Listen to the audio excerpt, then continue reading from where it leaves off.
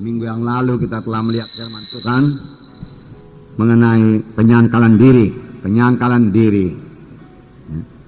Keselamatan memang anugerah. Firman Tuhan berkata, dengan anugerah itu kami selamatkan oleh sebab iman. Bukan hasil usahamu, bukan hasil pekerjaanmu.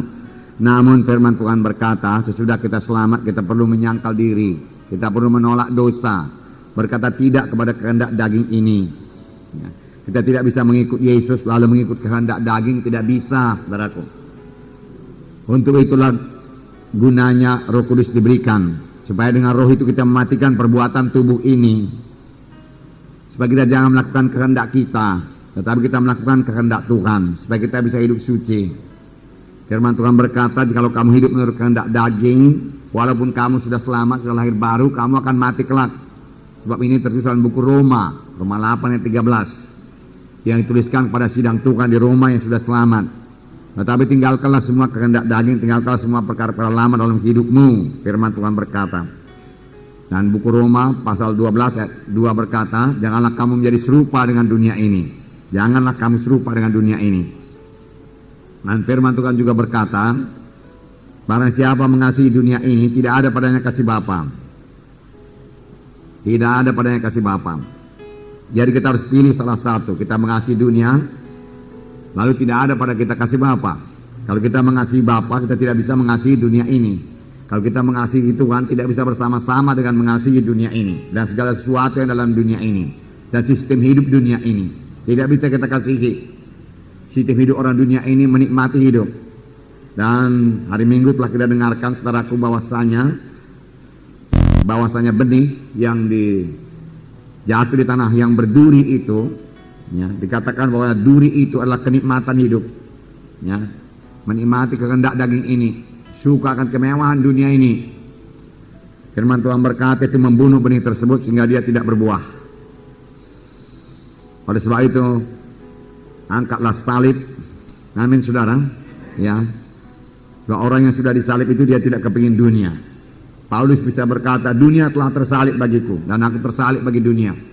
Aku tidak tertarik lagi kepada dunia, dia katakan. Dunia tidak bisa menarik aku lagi.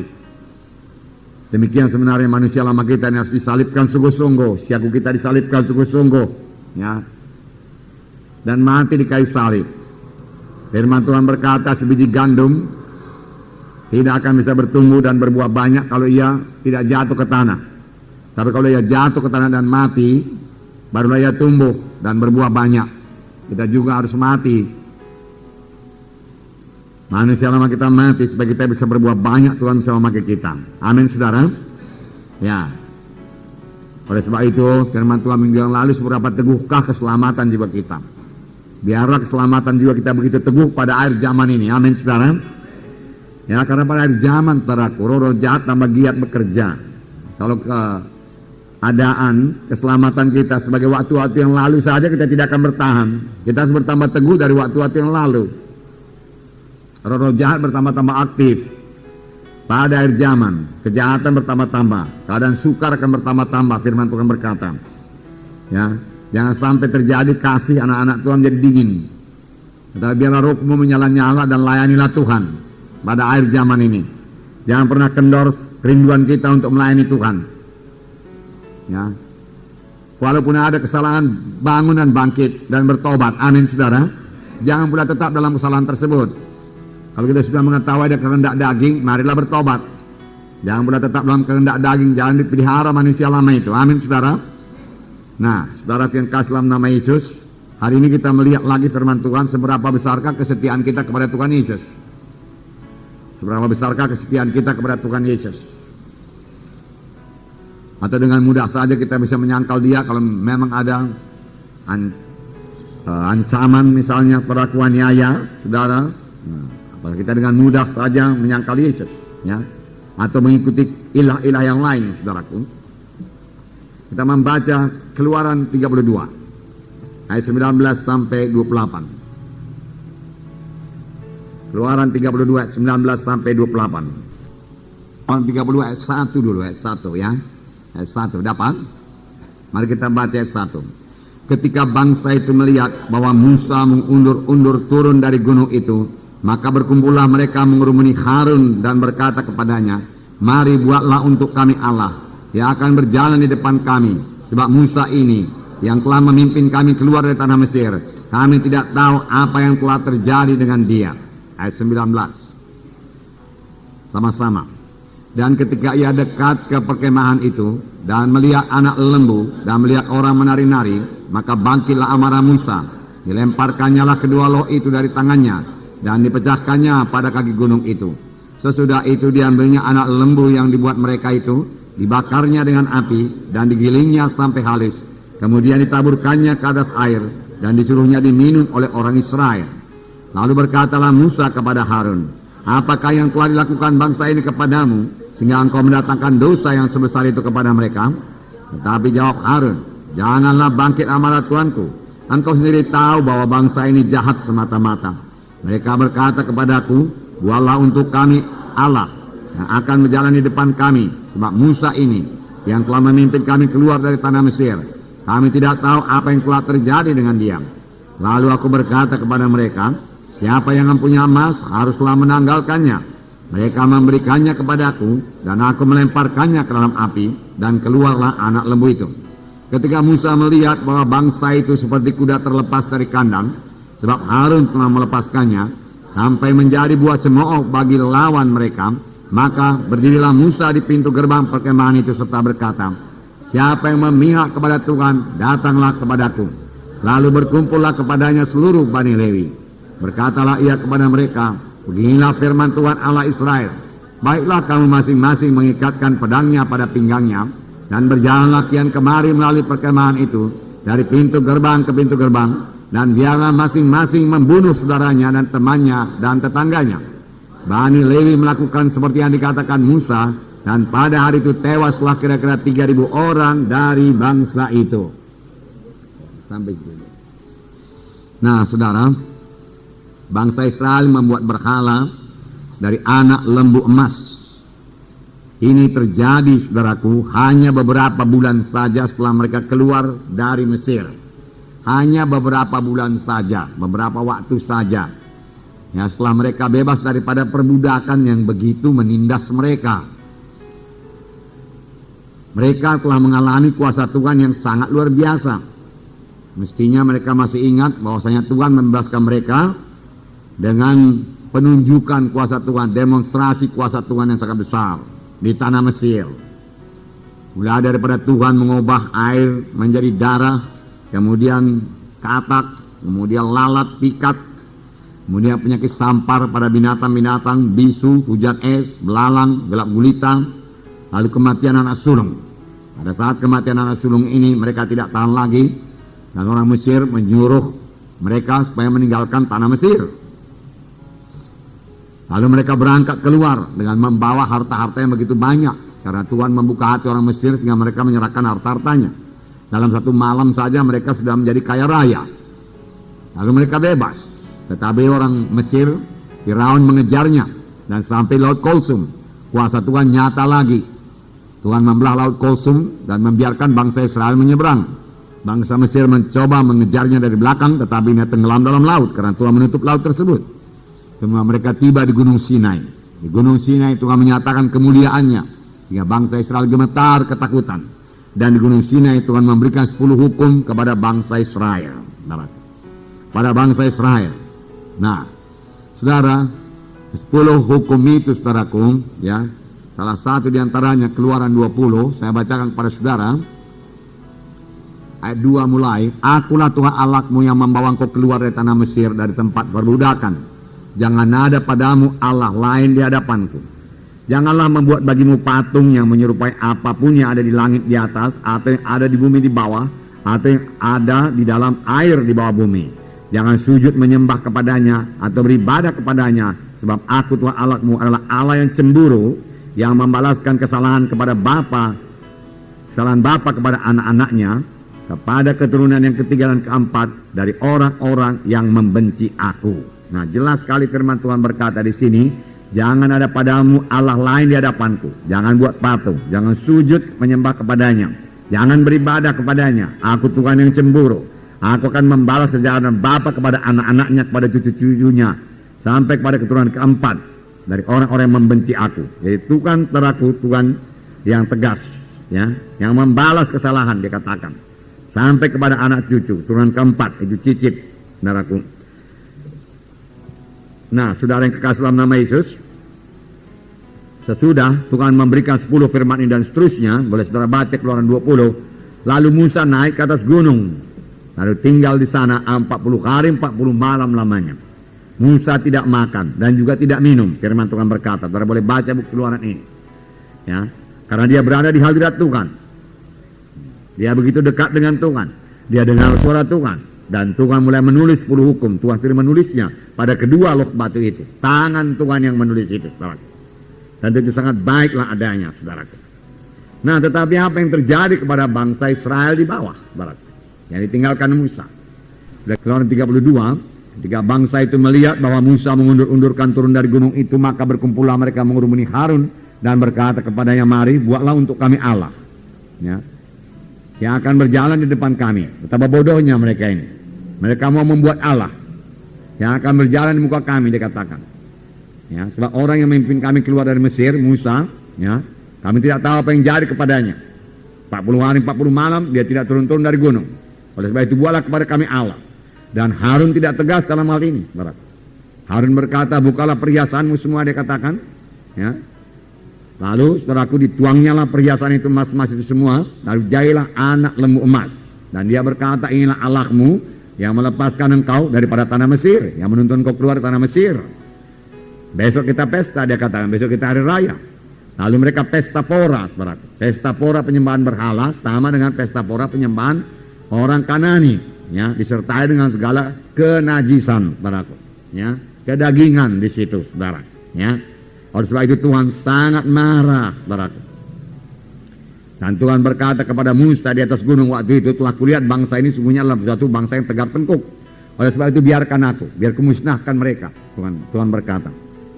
Nah, begitulah Tuhan, saudaraku, bencinya kepada kuasa kegelapan, ya, kepada Allah yang lain. Karena dia telah memberikan perintah dalam Keluaran 20 lebih dahulu, jangan ada padamu Allah yang lain. Itu hukum yang pertama. Jangan ada padamu berhala yang lain. Jangan ada sembah-sembahan yang lain. Jangan ada percaya yang lain. Baik dalam hal memperoleh berkat, jangan ada percaya yang lain. Baik dalam perlindungan, jangan ada percaya yang lain. Pada jimat kah itu, ya, jangan ada percaya yang lain. Ya, baik dalam hal berkat, Tuhan saja yang memberi berkat, saudaraku. Bukan nenek moyang kita sudah mati memberi berkat. Ya. Jangan ada padamu ilah yang lain. Tuhan tegas sekali dalam hal itu, saudara. Pada aku Allah yang cemburu. Nah, di sini Tuhan berkata, saudaraku, aku musnahkan mereka itu, Musa, dia katakan. Dan aku menjadikan satu bangsa yang besar daripadamu. Tapi Musa melunakkan hati Tuhan. Janganlah begitu, Tuhan dikatakan. Ingatlah akan Abraham, Ishak, Yakub, hamba-hambamu yang kau pilih. Mereka itu kan keturunannya. Apa pula nanti kata bangsa Kanaan ini semua, kata bangsa-bangsa yang lain. Apakah karena engkau tidak sanggup memimpin mereka sampai ke tanah perjanjian yang kau janjikan? Saudaraku, Tuhan, saudaraku, dikatakan, ya, menyesal, saudaraku. Nah, jadi tidak jadi Tuhan musnahkan, tetapi hukuman tetap ada, saudara. Hanya karena Musa sajalah bangsa Israel masih disertai Tuhan. Pada waktu itu Tuhan sudah berkata, aku tidak menyertai kamu lagi. Aku memang tidak memusnahkan mereka, tapi aku tidak menyertai kamu lagi. Aku menyuruh seorang malaikatku berjalan di hadapanmu, dan malaikat itu akan mengalahkan, dia katakan, segala suku-suku bangsa di tanah Kanaan. Jadi satu malaikat pun bisa mengalahkan segala suku-suku bangsa di tanah Kanaan. Luar biasa kuasa malaikat. Amin, saudara. Apalagi kuasa Tuhan. Tetapi Musa berkata, kalau engkau tidak beserta dengan kami, lebih baik kami tidak berangkat. Musa berkata. Dan Tuhan berkata, baiklah, daripada hari pembalasan aku membalaskannya kepada mereka itu. Oleh sebab itu, saudaraku, kita hati-hati sekali, saudaraku, dengan terlibat dalam adat-adat kegelapan ini. Amin, saudara. Jangan ada yang terlibat lagi dalam adat-adat kegelapan. Itu sangat kebencian kepada Tuhan. Dan sangat membuka pintu kepada setan, saudaraku. Dan kalau dibuka pintu kepada setan, setan selalu memanfaatkannya dengan sebaik-baiknya dan dengan secepat-cepatnya. Setan datang hanya untuk mencuri, membunuh, membinasakan. Ya. Setan pembunuh, saudaraku, setan pembunuh. Nah, di sini tadi dikatakan, ya, kemudian Tuhan berkata kepada Musa, Musa turun, bangsa itu sudah menyembah berhala. Lalu Musa turun dari gunung. Di tengah jalan Joshua berkata, ada suara seperti sorak-sorak peperangan. Musa berkata, itu bukan sorak peperangan, tapi nyanyian bersaut-sautan. Dan ketika mereka dekat, kita sudah baca tadi, lalu Musa melihat anak lembu emas dan bangsa Israel berpesta pora, ya, dengan segala nafsu kedagingannya di situ. Lalu Musa, saudaraku, begitu marah, saudaraku. Musa bukan tidak bisa mengendalikan kemarahannya, saudaraku. Musa tetap dikuasai oleh Tuhan, saudaraku. Hanya Musa sangat marah kepada dosa, sangat marah kepada dosa, kemarahan yang sangat suci. Ya, sangat marah kepada dosa itu. Sampai 2 lok batu yang diukir oleh Tuhan itu, yang ditulis oleh Tuhan itu, saudaraku, dihancurkannya, saudaraku, dilemparkannya. Dan Musa berkata, saudaraku, ya, bagaimana ini Harun, dia katakan, apa yang lakukan bangsa ini? Harun, saudaraku, menjawab pada Musa, engkau tahu bangsa ini bangsa yang tegar tengkuk, dia katakan. Mereka bertanya, engkau tidak muncul-muncul. Lalu mereka minta Tuhan, minta Allah dibuatkan kepada mereka. Lalu ku minta mereka untuk memberikan kepadaku cincin, segala macam barang-barang emas. Lalu ku lempar ke dalam api, jadilah ini lembu emas, dia katakan. Saudaraku, tentu dia mengukir-ukirnya semua di situ, bukan lempar ke dalam api keluar lembu emas, tidak, saudaraku. Ya, kerja sungguh-sungguh dia itu, saudaraku. Ya. Lalu Musa berkata, siapa yang berada di pihak Tuhan, mari kemari. Bani Lewi datang. Nah, saudara yang kekasih dalam nama Yesus, heran juga saudaraku, ya. Mereka secepat itu, saudaraku, berpaling daripada Tuhan. Beberapa waktu yang lalu mereka masih intim dengan Tuhan, memuji Tuhan, bersorak-sorai, Miriam menyanyi-nyanyi, saudaraku, ya. Kemudian, saudaraku, segera, saudaraku, menyembah berhala, saudaraku. Tuhan sangat marah, saudaraku. Saudaraku, kita anak-anak Tuhan, dipimpin oleh Roh Kudus, saudaraku. Bukan hanya dibebaskan Tuhan daripada perbudakan Mesir, saudaraku, tetapi dibebaskan Tuhan daripada neraka yang kekal, hukuman yang kekal, saudaraku. Ya. Kita bukannya dibebaskan Tuhan daripada kutuk dosa, saudaraku, penyakit, kelemahan, tetapi dibebaskan Tuhan, saudaraku, dari hukuman neraka yang kekal, saudaraku. Maka sebenarnya kita tidak patut disebut anak-anak Tuhan kalau kita masih ikut dalam adat penyembahan berhala. Apakah itu adat penyembahan berhala? Nanti sebentar kita lihat, saudaraku. Seberapa besarkah kesetiaan kita dalam mengikut Tuhan? Bahkan ada firman Tuhan berkata, jikalau seorang mengasihi bapaknya, ibunya lebih daripada aku, ia tidak layak menjadi pengikutku. Tuhan berkata, Tuhan Yesus harus menjadi nomor 1 dalam hidup kita, saudaraku. Amin, saudara. Nah, Tuhan sekarang ini memang tidak menyuruh kita membunuh dengan pedang, saudaraku. Bahkan Tuhan sendiri, saudaraku, dalam di taman Getsemani, waktu dia ditangkap, Petrus menghunus pedangnya. Tuhan berkata, sarungkan pedangmu, Petrus, karena orang yang memakai pedang akan mati dimakan pedang, saudaraku. Tetapi mengapa ini masih ada dalam Alkitab ini? Supaya kita bisa menetapkan sikap hati kita yang sangat tegas, saudaraku. Supaya kita bisa menyatakan sikap hati kita yang sangat tegas untuk tidak terlibat, saudaraku, dalam segala macam adat kegelapan tersebut. Ya. Tidak ada sangkut paut lagi. Ya. Jangan dibiarkan, saudaraku. Itu harus tegas, saudaraku. Ya. Tegas menolak kuasa-kuasa kegelapan. Ya. Mari berada di pihak terang. Ya. Terang, Allah itu terang adanya, saudaraku. Ya. Bencilah akan kegelapan, saudaraku. Berada dalam kesucian, bencilah akan yang najis, saudaraku. Berada dalam kebenaran, bencilah akan segala sesuatu yang salah. Amin. Itulah artinya mengikut Tuhan Yesus. Bukan mengikut Tuhan Yesus, haleluya, ku terima engkau Tuhan sebagai Tuhan dan Juru Selamatku. Mari Tuhan masuk dalam hatiku. Kemudian tidak ada meninggalkan apa-apa, saudaraku. Petrus berkata, kami meninggalkan segala sesuatu untuk mengikuti kau. Petrus bukan hanya meninggalkan dosa, dia meninggalkan hartanya, dia meninggalkan pekerjaannya, dia meninggalkan nelayannya, dia meninggalkan perahunya, dia meninggalkan keluarganya. Dia tinggalkan semua untuk mengikut Yesus, saudaraku. Sebenarnya bagi kita yang berkeluarga, Tuhan tidak suruh kita meninggalkan keluarga. Tetapi jangan sampai keluarga kita, kalaupun ada mereka yang tidak percaya kepada Tuhan, menarik kita keluar lagi dari jalan Tuhan. Kita yang menarik mereka masuk pada jalan Tuhan. Amin. Teguh, saudaraku, dalam Tuhan, saudaraku. Apa yang kita tinggalkan dalam mengikut Tuhan? Dosa apa yang kita tinggalkan? Jangan kembali lagi pada dosa tersebut. Lawan dosa itu. Karena Tuhan ada dalam saudara. Roh Kudus ada dalam saudara. Maka saudara sanggup mengalahkan dosa itu. Amin. Haleluya. Beri tepuk tangan yang meriah kepada Tuhan. Inilah kesetiaan yang diminta Tuhan dari anak-anaknya. Tuhan minta kita setia. Kesetiaannya sedemikian rupa lah. Diminta Tuhan dari anak-anaknya. Saya bacakan pada saudara Matius pasal 10 ayat 34 sampai 38. Matius pasal 10 ayat 34. Janganlah kamu menyangka aku datang untuk membawa damai di atas bumi, ya. Aku datang bukan untuk membawa damai, melainkan pedang. Pedang membawa pemisahan, saudara. Ya. Tuhan ini tidak bisa berdamai dengan kuasa-kuasa kegelapan. Dan Tuhan minta kita juga tidak berdamai, tidak kompromi dengan saudara-saudara kita yang masih dalam kegelapan. Kita mengasihi mereka itu, amin saudara. Kita rindu dia selamat. Tetapi kalau kita ikut dia, bukan saja kita tidak selamat, dia pun tidak selamat. Tetapi kalau kita berdiri di atas kebenaran Tuhan, ada kuasa Tuhan pada kita, ya. Dan dia melihat satu kehidupan, ya, yang baru ada dalam kita, yang tidak dia miliki, saudaraku, kehidupan yang bersekutu indah dengan Tuhan. Maka itu bisa menarik dia kepada Tuhan. Amin. Tegas, saudaraku, tegas. Ya. Kemudian, sebab aku datang untuk memisahkan orang dari ayahnya. Apakah anak dengan bapa kalau sama-sama mengikut Tuhan dipisahkan Tuhan? Tidak. Ya, tidak akan dipisahkan Tuhan, diberkati Tuhan malah, saudaraku.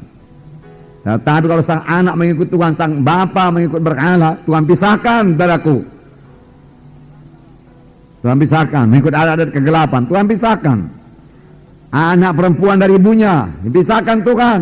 Karena tidak sama-sama mau mengikut Tuhan. Ya. Satu mau terus memegang berhala.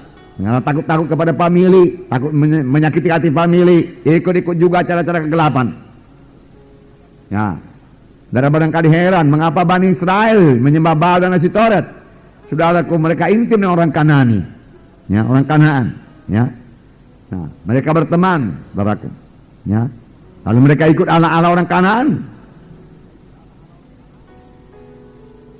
Menantu perempuan dari ibu mertuanya, dan musuh orang ialah orang-orang seisi rumahnya. Ya. Karena tidak semua terus selamat, saudara. Barang siapa mengasihi bapa atau ibunya lebih daripada aku, ia tidak layak bagiku. Lihat lain. Seberapa besar kasih kita kepada Tuhan. Kasih yang bagaimana ini dikehendaki Tuhan, saudaraku.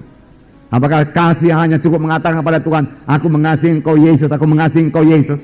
Saya percaya tidak cukup demikian. Harus disertai dengan tindakan. Saya buangkan semua kegelapan Tuhan. Ya, saya tidak mau terlibat lagi dengan acara-acara kegelapan. Tidak ada sangkut pautku lagi dengan acara kegelapan.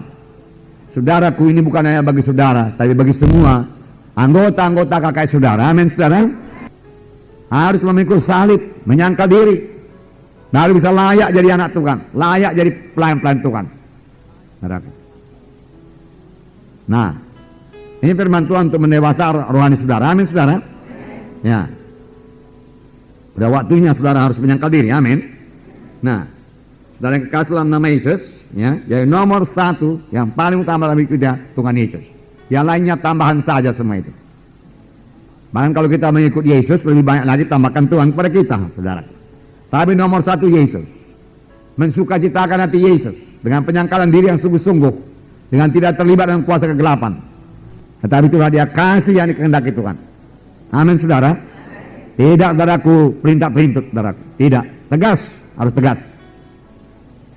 Itu sebab terjadi sidang yang tegas ini, saudaraku. Dan Tuhan bekerja dalam sidang ini sampai sekarang ini, saudaraku. Itu sebabnya jiwa-jiwa datang. Itu Roh Kudus sangat kuat, saudaraku. Saya lihat dalam doa semalaman, saudaraku, jiwa-jiwa masih datang untuk berdoa semalaman. Banyak yang datang, saudaraku, dalam pekerjaan Roh Kudus. Saudara kita ini, saudara pemimpin KKS, saya mengatakan pada saudara, saudara mengerjakan pekerjaan Tuhan. Ya, mengerjakan pekerjaan Roh Kudus. Amin. Bukan mengerjakan pekerjaan manusia. Dan mengerjakan pekerjaan Roh Kudus harus menurut kehendak Roh Kudus, bukan kehendak saudara. Kalau saudara mau berhasil, firman Tuhan berkata, bukan oleh kuat, bukan oleh gagah, tapi oleh Rohku juga yaitu akan jadi. Oleh sebab itu kita harus bersekutu dengan Roh Kudus. Tapi kalau kita tidak hidup dalam kesucian, kita tidak bisa bersekutu dengan Roh Kudus. Dan kalau kita tidak bersekutu dengan Roh Kudus, saudaraku, saudara, Roh Kudus tidak bisa bekerja dalam kebaktian kita. Dan kebaktian kita hanya akan, saudaraku, dikuasai oleh kuasa, ya, kuasa manusiawi saja. Seberapa kuat kita, saudaraku, secara manusiawi menahan dia dalam kebaktian, menahan dia dalam KKS, begitu saja. Ya, Roh Kudus tidak bisa bekerja dengan bebas. Oleh sebab itu, mari masuk dalam kesucian Tuhan. Sehingga persekutuan saudara dengan Roh Kudus begitu indah, saudara intim dengan Roh Kudus, Nah, saudara diurapi Roh Kudus. Amin. Rindu akan urapan Roh Kudus yang bertambah-tambah dalam pelayanan saudara. Amin. Ya, rindu. Ya, doakan dengan sungguh-sungguh. Dan doakan sampai Roh Kudus turun. Ya, ini masanya Roh Kudus bekerja.